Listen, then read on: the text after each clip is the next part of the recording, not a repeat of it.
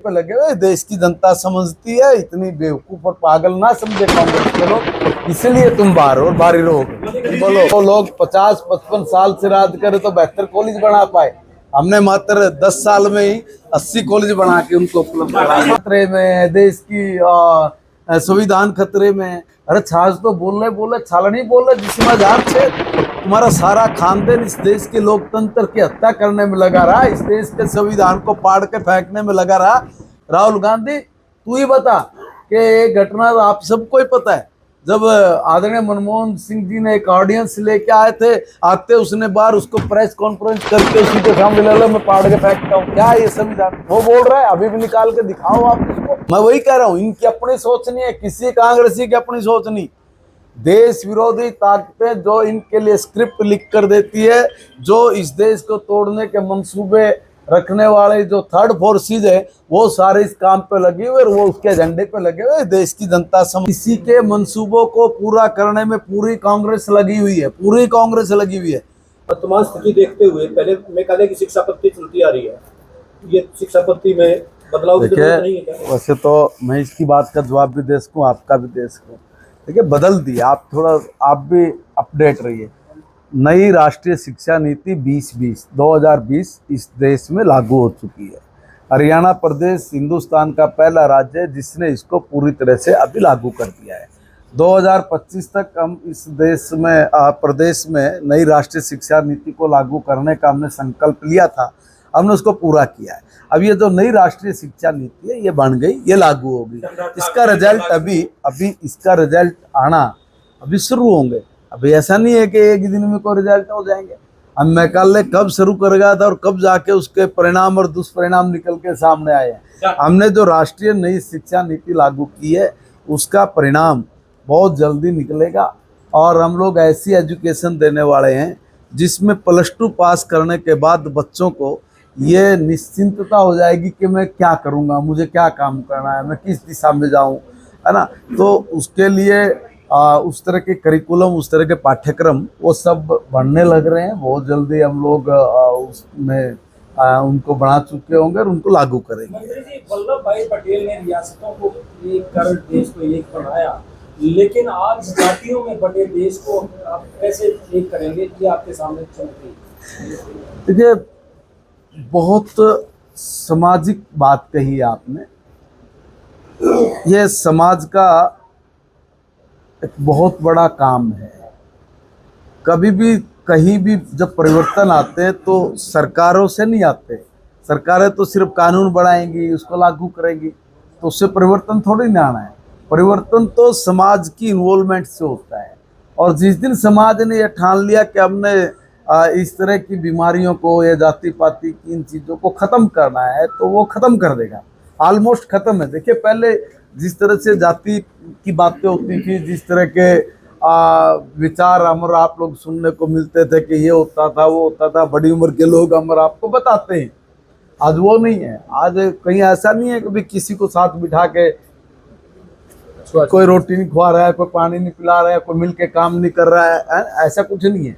But ये जो राजनीति की जो गंदगी है, जो इस तरह की बात करके अपने हित साधना चाहती है, ऐसी जो सोच है उसको काटने में समाज की भूमिका मैं कहूँगा कि देर से बढ़ेगी और जरूर इस पर भी एक दिन विजय भारत करेगा। ब्यूरोक्रेसी में चीज सामने आई और एक आईपीएस के सुसाइड मामले में भी जातीय रंग देने का काम किया गया, ये भी एक बड़ी चुनौती सरकार के सामने है। देखिए माननीय मुख्यमंत्री जी ने इस पर स्पष्ट अपनी बात कही है, मैं इस पर कुछ नहीं बोलूँगा। तो जो निर्णय है वो जो बात हुई है उस पर सरकार ने अपना स्टैंड लिया है। सरकार का भी 1 साल पूरा हो गया, किस तरह से देखिए भारतीय जनता पार्टी ने तीसरे अपने कार्यकाल का 1 साल पूरा किया है। मैं कहूँगा कि 1 साल पूरा उपलब्धियों से भरा साल रहा है और जिस तरह की बात विपक्ष करता रहा है, विपक्ष के मुंह पर अब ताले लगे हुए हैं। ताले इसलिए लगे हुए हैं कि उन्होंने तो कभी कुछ सोचा नहीं, उन्होंने कभी कुछ किया नहीं, उनके पास करने वाली सोच और बुद्धि नहीं, इसलिए ठगी कैसे करे, चोरी कैसे करे, दलाली की दुकान कैसे बढ़ाए, इस तरह की सोच के साथ वो लोग सदा काम करते रहे हैं। इसलिए उनको उनके पास विजन नहीं था, बिना विजन के लोग। और अभी भी वो हमारे ऊपर जो कटाक्ष करते हैं कि लोकतंत्र खतरे में, संविधान खतरे में, यहाँ पर ये बात होगी, वहां पर ये बात होगी, ये कोई इनके विचार थोड़े नहीं है ना, नीचे वालों के विचार है। ये एक बहुत बड़ी स्क्रिप्ट लिखी गई है, उस स्क्रिप्ट के ऊपर इनके नेता काम करते हैं और उसी स्क्रिप्ट पर इन लोगों को चलने के लिए कहा गया है। और ये जो स्क्रिप्ट लिखने वाले लोग हैं, ये देशद्रोही लोग हैं। ये स्क्रिप्ट भी कई बार लिखी जाती है कि तुम अगर इस देश में जाति पाति की बात नहीं करोगे, ऐसी वैसी बात नहीं करोगे, तो ये देश टूटेगा नहीं, ये देश खराब नहीं होगा। ये देश अगर एक रहा, मजबूत रहा, तो आपके मंसूबे पूरे नहीं होंगे। इसलिए किसी के मंसूबों को पूरा करने में पूरी कांग्रेस लगी हुई है, पूरी कांग्रेस लगी हुई है। और इसलिए कह रहा हूं मैं ये कि इस कांग्रेस का बड़ा नेता कभी भी अपने देश में कोई बात नहीं बोलता। एक स्क्रिप्ट बाहर के लोग तैयार करते हैं, इसको बुलाते ही बुला के वहां दुनिया के मंच पे जाके बैठ के प्रायोजित कार्यक्रम में जाके बोलता है कि देश का लोकतंत्र खतरे में है, देश की संविधान खतरे में है। अरे छाछ तो बोले छाल नहीं बोल रहे, जिसमें हजार छेद। तुम्हारा सारा खानदान इस देश के लोकतंत्र की हत्या करने में लगा रहा, इस देश के संविधान को पाड़ के फेंकने में लगा रहा। राहुल गांधी, तू ही बता कि ये घटना आप सबको ही पता है। जब आदरणीय मनमोहन सिंह जी ने एक ऑडियंस लेके आए थे, आते उसने बाहर उसको प्रेस कॉन्फ्रेंस करके उसी के सामने ले लो मैं पाड़ के फेंकता हूँ, क्या है ये संविधान? वो बोल रहा है, अभी भी निकाल के दिखाओ, आप उसको पूछो कभी उससे कि भाई ये क्या था, ये संविधान की रक्षा कर रहा है तो संविधान को फाड़ रहा है। अरे तेरी दादी ने सारे लोकतंत्र की हत्या करी इस देश में, 1975 में इमरजेंसी लगाई, किसको छोड़ा बाहर? किसी समाज सेवी को बाहर छोड़ा हो, किसी प्रेस को बाहर छोड़ा हो, किसी नेता को बाहर छोड़ा हो। 19 महीने बिना वजह से जेल में डाल कर रखे, लठ मारे, लोगों को तोड़ के घेर दिया। कितने लोगों की तुमने अपने मंसूबे करने के लिए हत्या की। अब आप इस देश के लोकतंत्र को खत्म करो। मैं वही कह रहा हूँ, इनकी अपनी सोच नहीं है, किसी कांग्रेसी की अपनी सोच नहीं। देश विरोधी ताकतें जो इनके लिए स्क्रिप्ट लिख कर देती है, जो इस देश को तोड़ने के मंसूबे रखने वाले जो थर्ड फोर्सेज है, वो सारे इस काम पे लगे हुए और वो उसके एजेंडे पे लगे हुए। देश की जनता समझती है, इतनी बेवकूफ और पागल ना समझे कांग्रेस के लोग, इसलिए तुम बाहर और बाहरी रहोगे।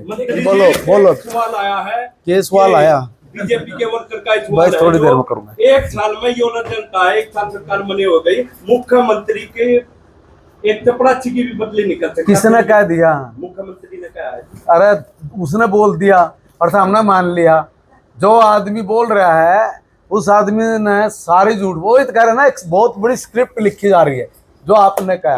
देखिए एक सेकंड में बता रहा हूँ, अरे भाई जो आ रहा है वो गलत आ रहा है।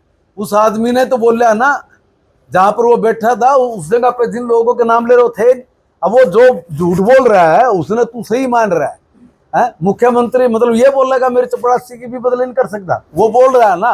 क्या हुआ यार? मंत्री आपने उपलब्ध 10वीं क्लास तक कपड़े और किताबें दी जाती हैं सरकारी स्कूलों में। जी भाई। 12वीं में उन्हें किताबें और कपड़े जो स्कूल यूनिफॉर्म है वो क्यों नहीं दी जाती? क्या उनके माता पिता करोड़पति हो जाते हैं? देखिए एक मिनट, देखिए अपना अपना सोचने का तरीका है। सरकारें पहले प्लानिंग्स बनाती है, ऐसे तो चाहे सारी सबकी पढ़ाई भी फ्री कर दें, उसमें तो बड़ी बात नहीं होती। बात यह कि भाई आप किसी बच्चे को कहाँ तक लेकर जा रहे हो। कई बार पहले ये मिडिल क्लास तक होती है, 10th तक भी होती है, अलग अलग पॉलिसीज बनते हैं, उस पॉलिसीज के आधार पे चलता है सब कुछ। ऐसा नहीं कि जो भी कुछ के अंदर रहेंगे वही सब कुछ वो होता रहे, फिर तो सारी चीज़ें गड़बड़ आ जाएंगी। इसलिए हर चीज़ को प्लानिंग के साथ लेके चलना होता है और ये प्लानिंग्स बनती है। आगे भी अगर जरूरत पड़ेगी तो उसमें सारी चीजों में बदलाव संभव है।